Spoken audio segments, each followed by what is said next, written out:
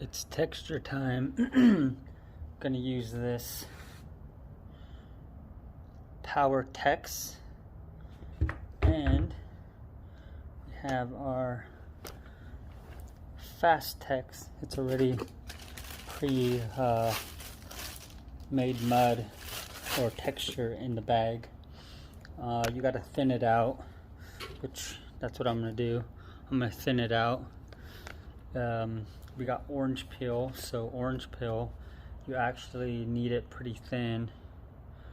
Well, with this gun, I don't know about any other gun, but for this gun, you need it pretty thin, because I mean, when you look at it, it's just little specks that aren't raised very high. They're pretty flat for the most part, so that means it's pretty thin, and that's what we're gonna do right now.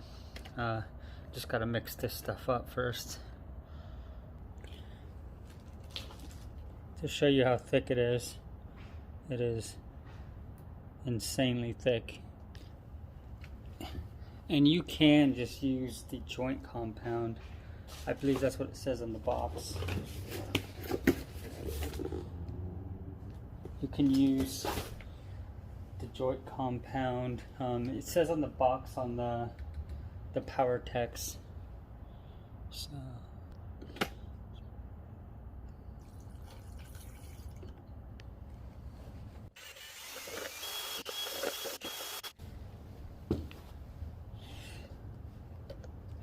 still too thick. Ooh. It's too thick. There we go. It's like pancake batter. Obviously a little thicker pancake batter, but that's what we're going to use. So I've seen people use this machine before online, and they made it look super difficult, and they just didn't know what they were doing, because the first time I used it, it worked perfectly fine.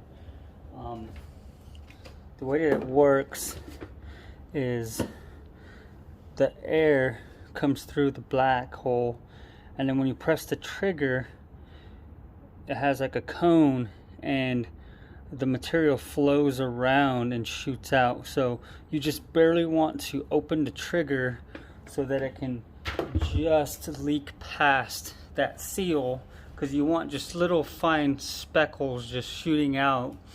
If you open it all the way, obviously it's just going to be a mess.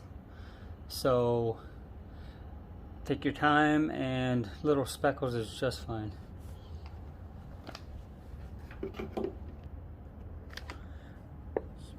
Pour it into the gun.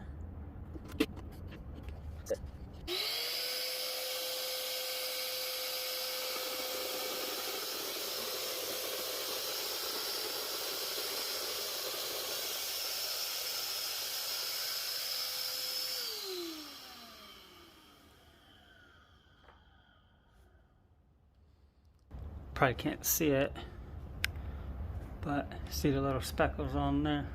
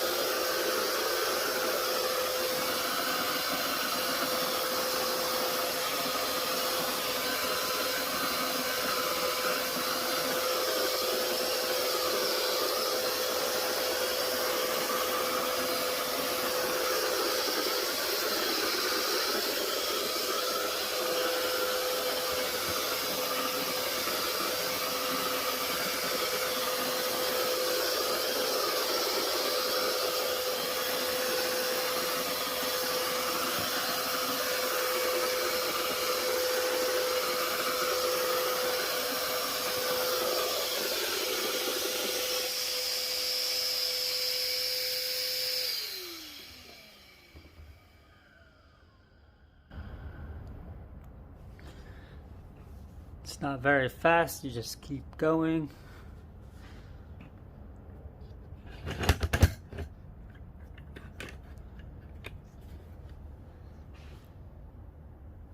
You overrun, so it blends in.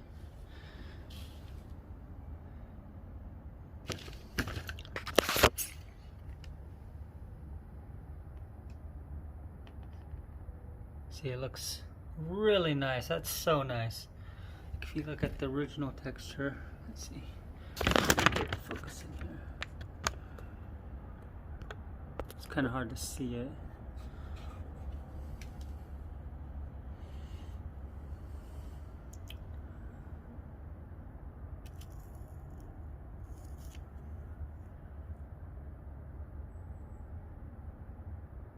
Once it's painted, it's going to blend really nice, and it actually kind of settles down a little bit too.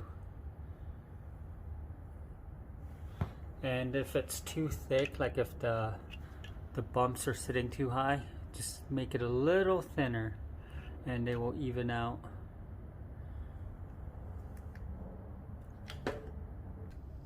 Alright, let's hit this other side.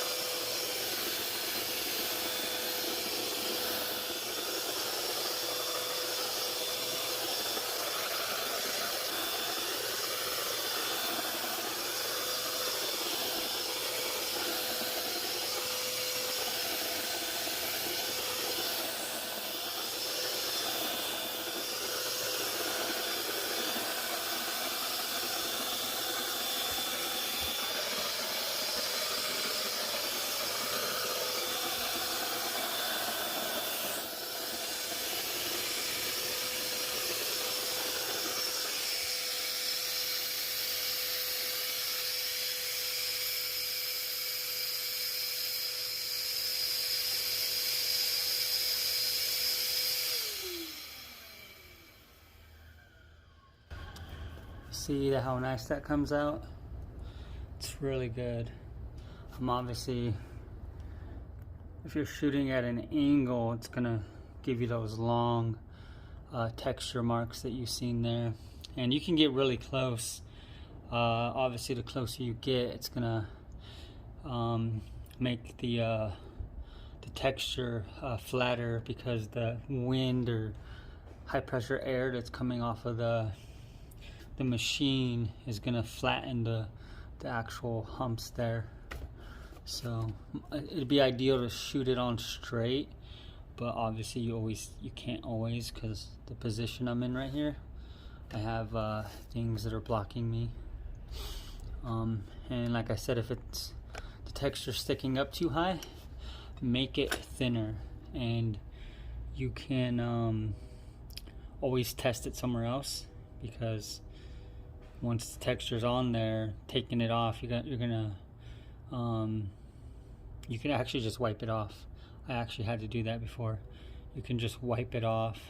It's really messy, or you can trowel it off and restart, but make sure you do it right away. So I didn't make a video, but I didn't like the texture very much, and I resprayed it. I thinned out that mix I made, so I made it even thinner, and then I sprayed it again, which this time it may not look different in the video, but it definitely turned out a lot better.